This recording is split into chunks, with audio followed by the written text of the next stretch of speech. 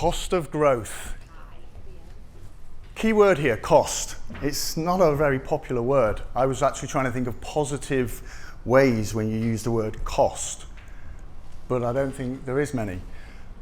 Unfortunately, the word cost as well gets used a lot in the same sentence as rebates. And so that can't be very good either. But what we're going to do today, we're really going to unpack what is the cost of growth. So let's start with the word cost again. Unfortunately, there's a lot of people out there, and I can say this because I am an accountant. Hopefully Nick Rose is not around. I'm listening, Mark. That will say accountants know the cost of everything and the value of nothing. I think that's a bit harsh. I think yeah, very harsh. But we're going to solve that today. We're going to completely change it, and so we're going to actually dive straight in with a simulation. We're going to create some growth. So this is going to be really exciting. So what we've got is we've got a simulation where we're going to create and we're going to smash it. Loads of growth. We're going to use rebates to do it as well. So what we've got here is our customer portfolio in the blues and greens and other colours down there. And each box represents the size of a customer. So that's our portfolio. And the real key point here is I'm in charge of sales. I'm going to recruit a sales team any minute. And we've got 3 big national accounts. And I've decided that's where I'm going to focus my efforts, because that's ultimately where we normally focus our efforts. It's where we can get the most growth. They want to work with us. They love to take our money. So we're going to give them all our money and we're going to create some growth. But we can tell the accountants got involved again, because my first objective is to maintain profit margin. The next one is, and I know our investors might be in the room, maybe they set this one, 120% growth.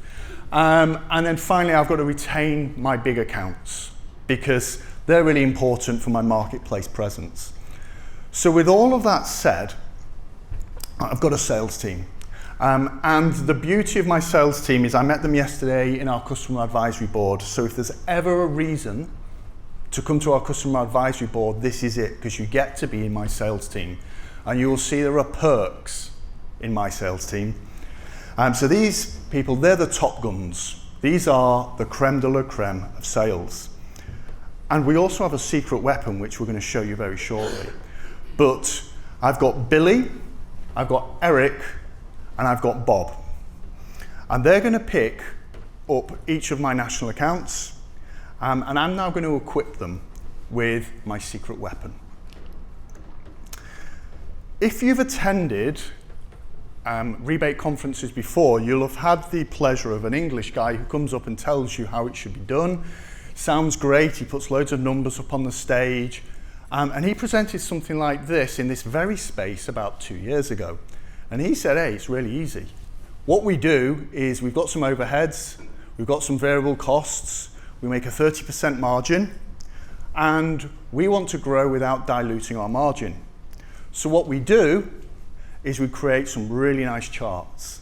And accountants, again, love these break-even charts. But what we do here is we work out that, well, if we've got to cover our overheads and we want to make a profit of 10%, we need to sell 100,000 units.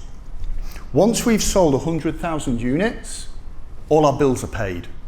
Thereafter, we don't need to make 30% anymore. We need to make 10. And that's the beauty of the profit share opportunity. That's our rebate budget. And you can see how it gets bigger as we go beyond the target. We can offer more rebate as we go beyond this target. We can mathematically do this. So what I've done is I've equipped Billy, Eric, and Bob with my wonderful targets. I've created my tiers. I've created my rebate rates. Nothing can go wrong here, because we are going to absolutely smash this. So we start. And we've got a wonderful little illustration here. You can tell this was put together by an accountant again. I've got 3 accounts. I've got Mega Trade Depot, National Warehouse Supply, and the Material Superstore. So Billy, you're on Mega Trade Depot. Eric, National Warehouse Supply. Bob, Material Superstore. And what we've got is in the main chart, it's how much volume are our customers doing. We want to see those lines going up. I've worked out our break-even profit is 30% or profit margin. So up in the top right, you're going to see some lines there. And then we've got our growth. We've got to hit 120%. We've got 4 years to do this.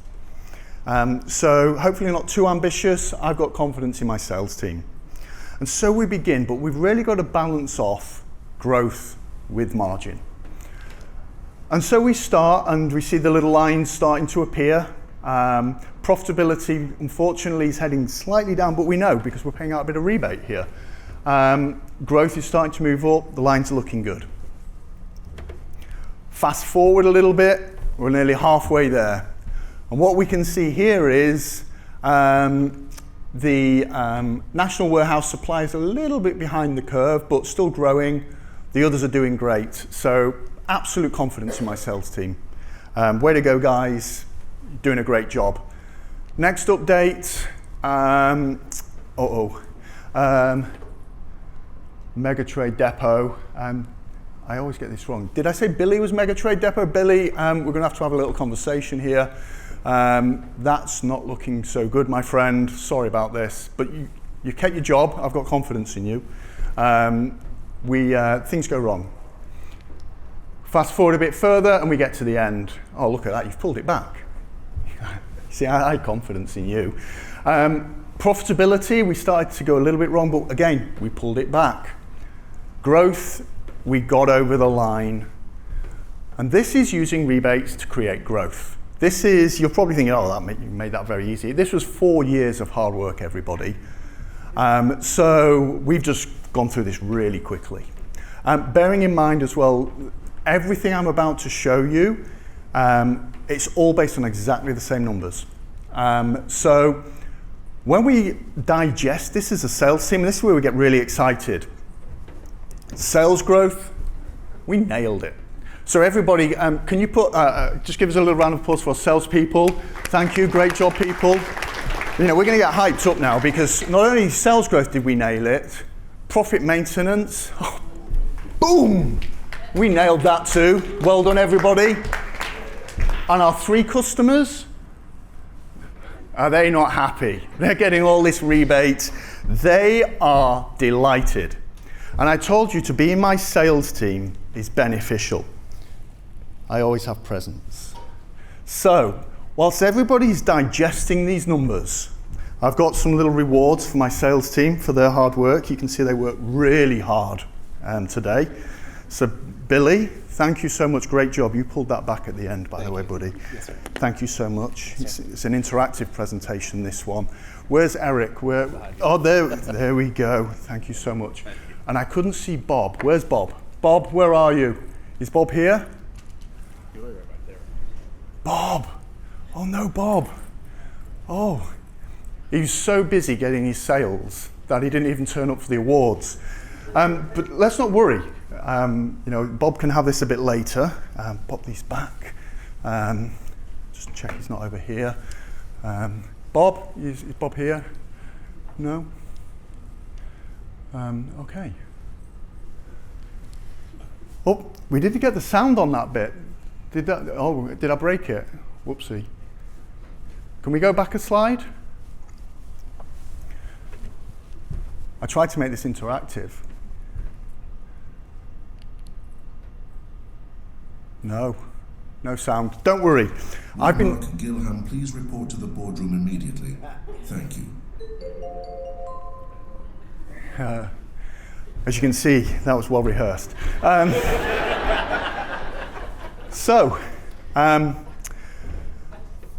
summoned to the boardroom. If you're like me, I don't think you ever get summoned to the boardroom for positive reasons, especially not like that over the tannoy. So let's set this scene.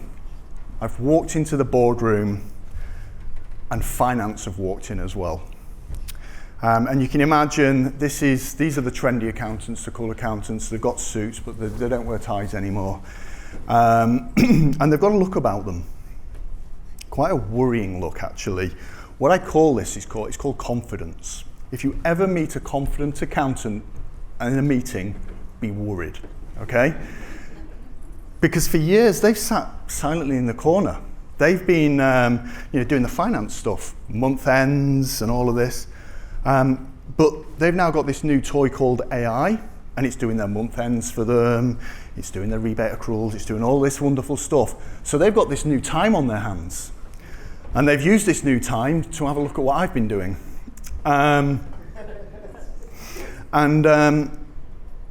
With that, they start presenting. And they've got this word for it. They're calling it analytics. It might be black magic, I'm not sure. But it feels like a debrief. And with that, it starts.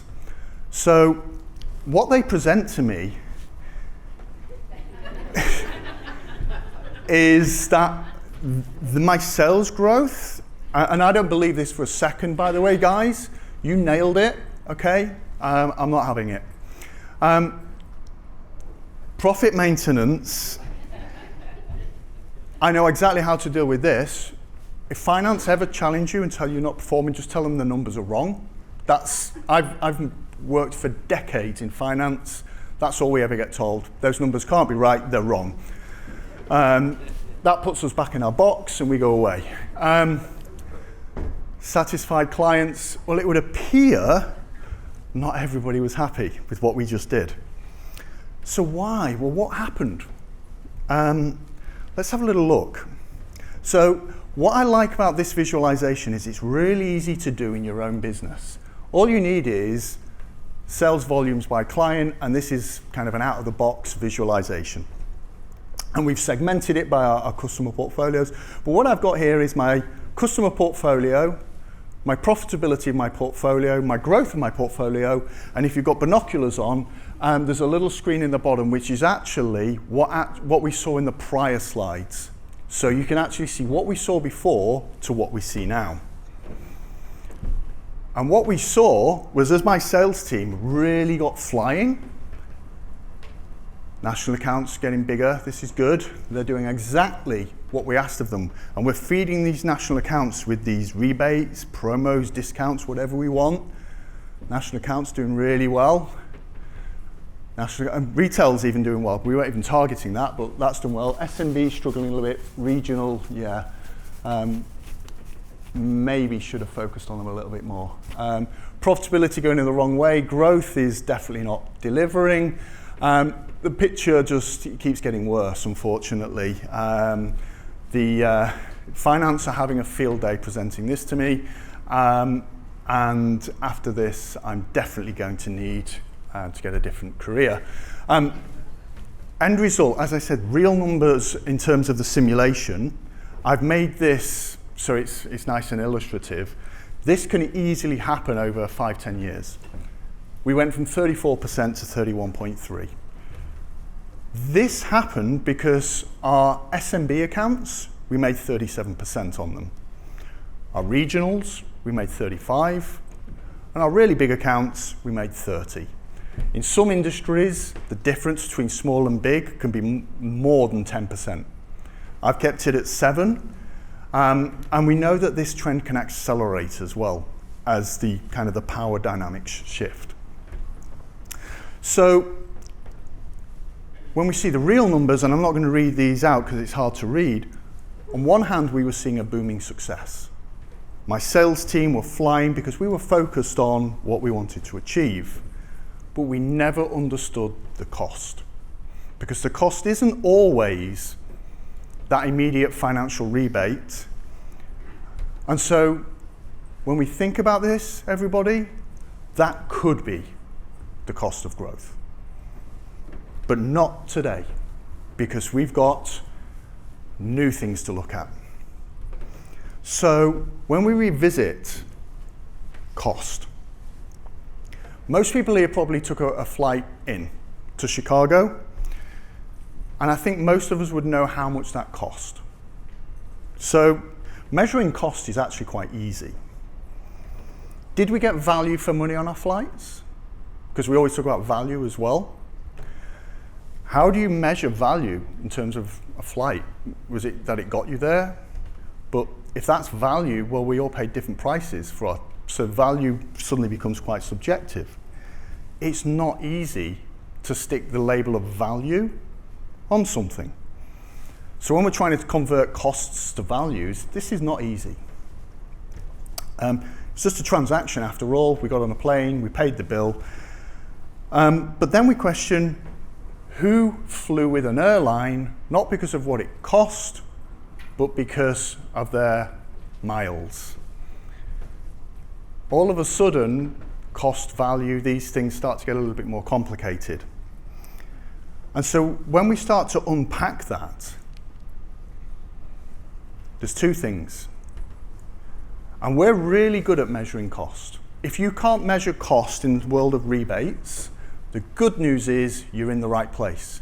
Because there's an amazing piece of software that can calculate all your rebates for you, by the way, everybody, tell you what they're costing you, okay?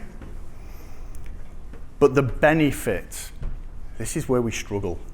And it's, it's an unfortunate story, but we really struggle with the benefit. How do we measure and monetize that benefit? And quoting the famous words of Simon Sinek, we should start with why. Why are we doing whatever we're doing? Once we answer that, how are we going to do it and what are we going to do? And what this really means is we start focusing on the inputs, the drivers, rather than the outputs. So hypothetically, we want 5% growth. So what we should work out is we should target what will deliver 5% growth and reward what will deliver 5% growth, as opposed to rewarding the output of 5% growth. What do I mean by that? Let's hypothetically say that we've got some research, so we've done some market research, we've sampled the market, and we work out that we're a manufacturer. When a distributor holds our full stock profile that we've defined, they sell 15% more sales volume than those who do not. So we've created that data point, we know that. We also know that if they use VMI, so vendor managed inventory, we get another 5% on top of that as well, because the stock is always fresh, well presented, those kind of things. So we know we get 20% growth by having that. So do we target our distributor to deliver 5% growth, or do we target them by saying we'll give you a rebate if you allow us to implement VMI? Because we know VMI will give us 20% growth. And so when we think about how we're trying to target people, we need to think about targeting the behaviors and the activities and being able to quantify them.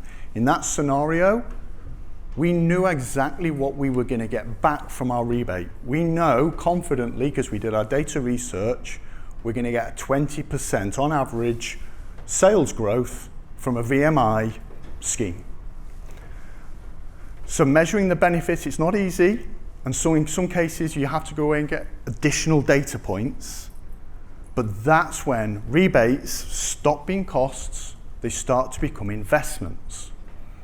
Because it becomes an investment when you know what you're going to get back. And that's what we want to do, because the great thing about an investment, you can improve investments. Whether it's a good investment or a bad investment, it's still an investment. It's no longer a cost. Let's look at marketing as an example. Because when it comes to investments, there's lots of things you can invest in. Marketing, they're ahead of us probably in the rebate world, but they're trying to achieve the same thing. They're trying to drive a behavior and activity. So if we think about marketing methods, there's loads of marketing methods. There's absolutely loads of ways you can go to market. You can pay a load of money. I work with our marketing colleagues, and as a finance person, it's been eye-opening. Believe it or not, it's a lot more complicated than billboards, and so I have to give them credit for that. I've been blown away by how much numbers, data, and real science goes into marketing. But there's lots of options. There's lots of levers or levers that can be pulled in the world of marketing. Even better, you can plot them. You can say, well, what value do we get, or what return on investment do we get for our marketing activity? And how much effort is it as well? Because we've only got so many resources. We can't do everything. So we start to plot, where are these things going to be most beneficial for us? Well, if we can do it with marketing, we can do it with rebates. There's not just one type of rebate. There's lots of different flavors, structures, types. So when we think about the cost, and we think about what is the cost of growth, well, it depends on what you're doing. It depends on how you're structuring your rebates. It depends on how much effort you want to put into these things. The next piece is subjective. It will be different for every single business. But there'll be areas where you can focus more effort and you'll get a better return. What I confidently believe is that we spend a lot of time in incentivizing volume, target, the growth. Well, the reality is, if you're going after growth, it means you're taking market share generally from somebody else. They're not going to let you have that easily. You're going to pay for it. So actually, taking market share with growth rebates is actually quite an expensive way to grow. But your data will tell you that. So there's 3 types of incentive rebate that I've put them all into 3 buckets. The first is the one we love, and it's the lever that should probably have a little tag on saying, be careful before you pull this one. Our classic growth size of business rebate. You do more business, I will make everything cheaper for you. Why do I say this is risky? A lot of this presentation is on the back of an amazing conversation I had with a friend, Deanne from 3N, who said, we pay out a lot of growth rebates and we don't get growth. That's their favorite lever, I can assure you. But there's other ways to get growth, and there's other ways to deliver mutual profitability. The next one, and bear in mind, I should say, great phrase yesterday in CAB. These are incentive rebates. These should be win-win rebates. There's a whole other breed of rebates, and I love this phrase, the country club rebate. The country club rebate is the one, nobody knows why it exists. That is a cost to do business, okay? No doubt about it. These should be win-wins. So shape of business is not about how much business we're going to do, it's about the quality. So think about the mix of business you're going to do.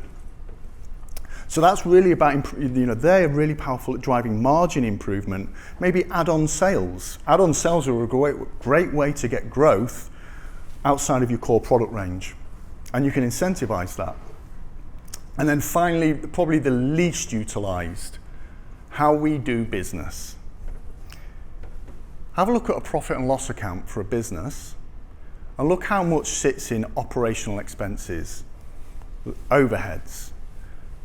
There's a lot there. Even in the haulage and logistics lines, there's things you can do as a business with your trading partners to be more efficient. Work out what they are and incentivize them. If you don't do them, no money changes hands, but if you do them, you both win. So these are genuine gain share opportunities beyond just the normal growth lever. And I like to think of this as well, the other side of it is we've got the types of rebates, but then we've got how we structure them. And the way I think of that is thinking about what's coming up next and the bar and alcohol. There's a big difference between a Jack and Coke and a Jack and Pepsi. And it's exactly the same with rebates. What you build and then how you structure it and what you put with it is equally as important. So having a 5% rebate that is driving growth is great, but are you targeting it quarterly? Are you paying it annually? Are you doing it by credit note? There's so many variables behind the scenes of the headline rebate, which are like your mixer, And if you put the wrong mixer with the wrong kind of incentive, it's not as effective. So for me, it's really important. Think about, am I targeting my customer monthly, quarterly, half-yearly, annually? Am I paying them? I don't have to pay them to the same frequency. I might decide to pay them annually, which actually is a really good incentive, because psychologically, and I've spoken to a couple of people about this today, if you've got an annual rebate and you're on target at the end of quarter one, it's okay, you can probably walk away from that contract.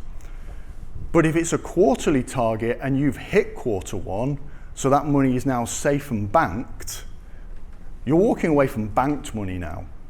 Makes it a lot harder. So what you do is you set quarterly targets paid annually. So psychologically, it's hard for your customer to walk away. Even better, you tell them, I'll only pay you the rebate once all the invoices are settled. They're probably on a 60-day account. So by the time they've paid their invoices and then cleared the disputes, you're probably issuing the credit notes to them in March, April time, which means they're taking it against their April payment run. By then they've already earned quarter one of that year. They've got to walk away from you. So creating loyalty is more about the structure of how you create this rebate. That's how you create this almost forced stickiness. Because I can assure you, if you think a 5% rebate creates loyalty, of course it does, until somebody offers them 6%. They can't offer them something that breaks that because they're locked in. So really important. The takeaway from this, of this little kind of session we're talking about here, is there's lots of rebates out there and lots of titles. But be true to yourselves. What are you actually trying to achieve with them? Are your loyalty rebates actually, and you've got to be honest with yourself, designed to generate loyalty? Or are they country club rebates? It's okay to put them in these buckets, so at least then you know what rebates are costing you money for loyalty, what ones are costing you because maybe that's just the cost of doing business, what ones are costing you for growth. Once you know and you've bucketed them, the next thing is, can you measure them? We know we can measure the rebate, but can we measure the return? So for example, with growth, are we getting the growth because the market's growing? Are we getting the growth because of consolidation? Or are we getting the growth because of the rebate? Ideally, you want to know, because if you're paying out a lot of money on rebates, you want to be clear. Because if it's not driving anything, switch it and target something else. Don't stop giving the customer the money, but target them to do something that actually you're not currently getting. And then finally, is it delivering value? So you know what it is, you can measure it. Is it now doing for you what you want? In an ideal world, those numbers will look great. But in reality, you'll probably say, okay, we're paying out 100 million in rebate. 34% are driving growth, or that's what they should be doing. Of that, we're confident in the measurement of 20% of them. And in that, 5% are doing what we want. Once you've got that benchmark, you can start to move forward. You can say, next year, when we do this, we want to see all of those percentages going up. Because we know then we're confidently improving the incentives and the initiatives we're offering the market. So a lot of people say, where do I start? That's where. Get your current state of affairs and be honest to yourself as to what you're actually really paying out for. And if you don't know what you're really paying out for, it's a country club rebate. So I mentioned earlier, and if we're, I didn't want to depress everybody, but we talked about channel consolidation. Now we're definitely going to get depressed, because now we're going to get into real numbers from an accounting perspective to look at this accounting-wise. Because this is so important, because it's happening and I see it a lot. Discounts, rebates, promotions can all create channel consolidation. Let's take a scenario. We've got two types of client. We've got national distributors, independent distributors, and I've really tried to be fair here. So national distributors we make a better margin on, because they cost us less to serve. Maybe they buy into central distribution, that kind of thing. So they pay a lower price, but they've got a lower cost to serve. Independents, slightly less. So what we decide is we're going to incentivize the nationals to grow. So what we're really hoping is, and we've got 37 million in gross profit, we're really hoping that what they're going to do is they're going to grow by 10% and we're going to make 37.4 million. We're not really trying to grow our margin here. We know we're trading away. That's what we want. However, without guardrails and without proper care and attention, what actually happens is the easiest customer for the national to go after is somebody who already buys your product and then just offer it at a lower price.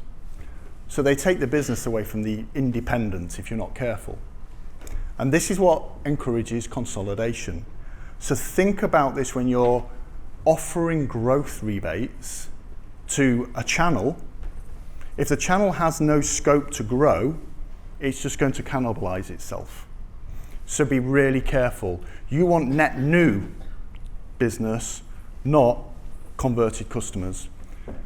Even worse, after 60 months, what happens is the national will get bigger and bigger and more powerful, and then they'll squeeze you on price. So be really mindful of this, because what you've done here is you've funded this. You've funded your own margin decline as a manufacturer or somebody selling. And it happens slowly, and you've just got to be mindful of what you do there. So rebates are great if they're winning net new growth, but be really mindful of this. So that is why, if you ever watched the webinar with Deanne and I, she asked me to answer that question. That's why she's paying a lot of rebates out for growth and not getting growth. And we've got to think, when the channel shrinks, so do our choices. Because once competition disappears from a marketplace, our leverage also disappears as the person selling into that marketplace. So we can't afford to price and rebate carelessly, leaving it in the hands of what I would deem as unsupported sales functions. I'm not saying sales functions willingly do create this, but if they're unsupported, they could do this without realizing. We end up paying for our own lack of options. So how do we prevent this? We've got to understand our market. So I'm not going to get into the debate, by the way, because I've already had this one. In my car, we're only selling 4 tires, okay? I know there is a 5th tire in some cars. This has 4. If I am a tire manufacturer and my customer is a car manufacturer and I offer them a growth rebate, am I really going to affect how many tires they buy from me? They're going to, for every car they build, they're going to buy 4 tires from me. They're not going to build more cars because I've offered a rebate. Now, they might as a bigger collective, but the chances are slim. However, same product, same industry. Think about it if I'm selling into the aftercare market, the after parts market. My consumer is completely different. Now I can influence growth. I can pay for growth now, because what I can do is I can turn around to, let's say, the garages. Please hold inventory of my tires, because I know they're going to sell when things go wrong.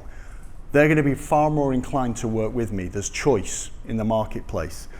So if I have to give the car manufacturer a rebate, maybe I want to think about asking them to do something that they're actually going to do for me differently, as opposed to asking for them, giving them a growth rebate when I really wasn't influencing their growth.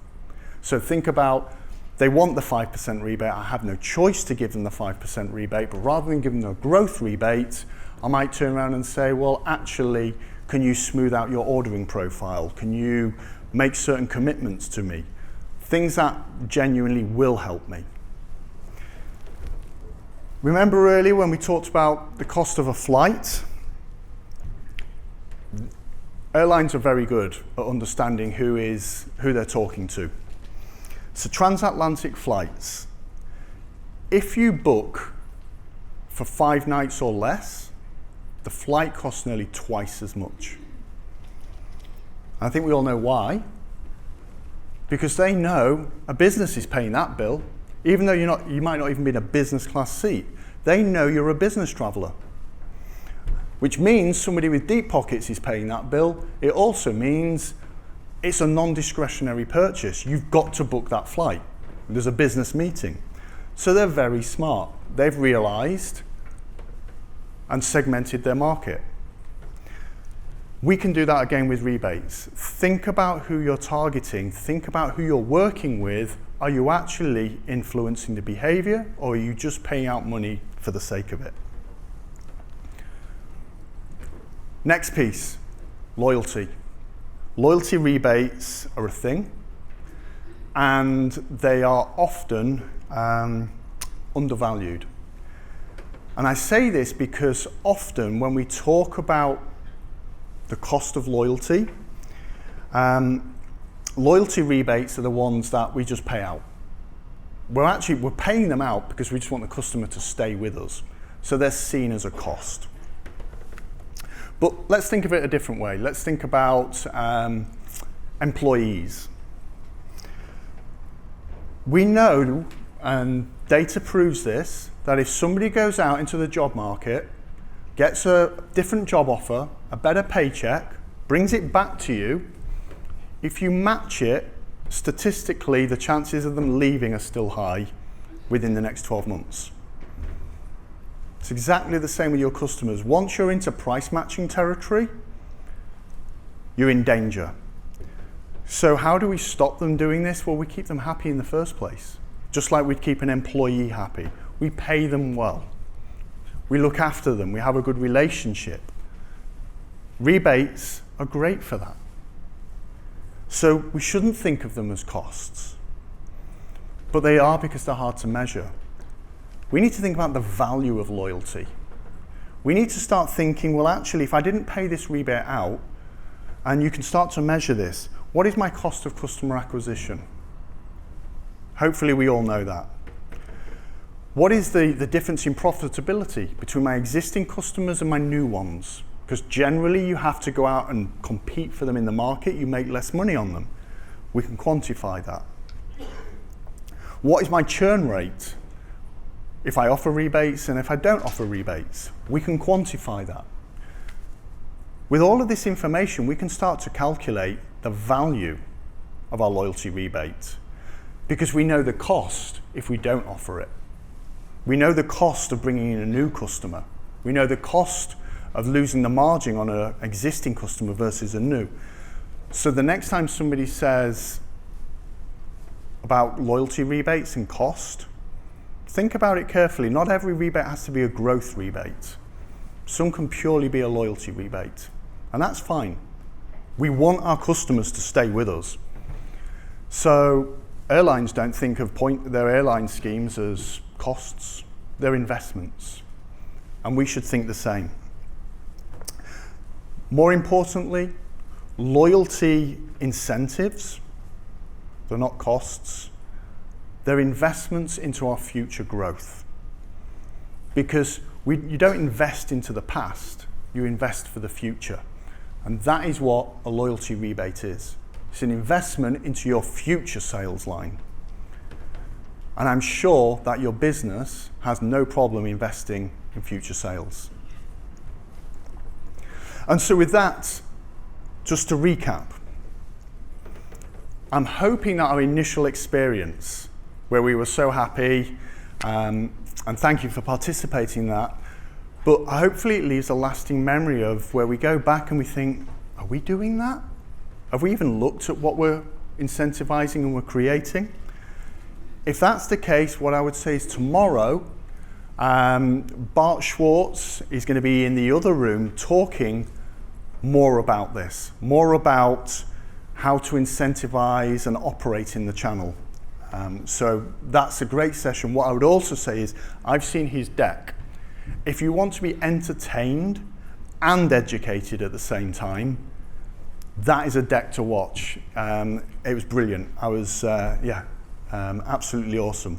And then we've got Juan and Laurent coming in, and they're going to talk about revenue growth management, which I find really interesting because it takes kind of pricing, marketing, rebates, brings it all together in a nice bow, and they're going to talk about what that kind of methodology looks like. So look for those 2 sessions tomorrow because they're going to complement what I've talked about. And so it's about understanding the decision maker and being mindful of consolidation. It's about using your levers. There's more than one type of rebate, more than one type of structure. Know the different types and what type of returns and efforts involved.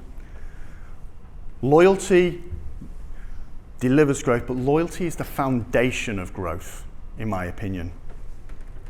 Break down the titles. Forget that it's called a growth rebate, a loyalty rebate, a channel rebate.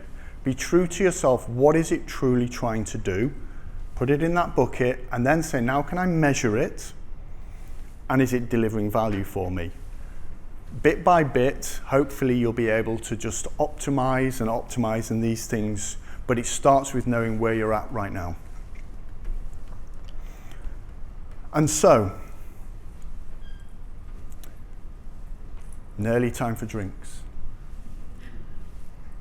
We know the cost. If you don't know the cost, as I say, you are in the right room.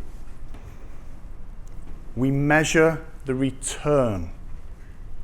When we can know the cost and we can measure the return, we turn our rebates into investments. We stop worrying about the cost of growth. Why? Because we understand the value of growth. And we start to invest for the future. Thank you.